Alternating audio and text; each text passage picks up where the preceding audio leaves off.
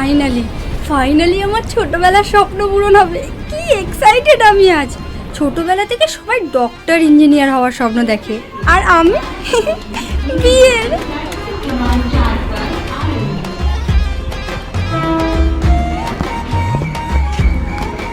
কে বলো তো? আমি কে আবার?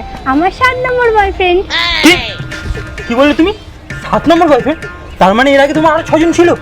ক্যান্সেল, এই বিয়ে ক্যান্সেল। এই রে, উত্তেজিত হয়ে ভুলভাল বলে ফেলেছি। 7 মানে? আরে মামা, ওইটাই তো জিজ্ঞেস করছি, 7 নম্বর বয়ফ্রেন্ড মানে এটা কি?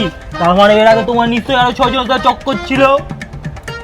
ক্যান্সেল, এই বিয়ে ক্যান্সেল। এই কোথায় যাচ্ছ? আমি 7 নম্বর নয় 2 নম্বর বলেছি। আরে সাবস্ক্রাইব করে দাও নেক্সট ভিডিওর জন্য।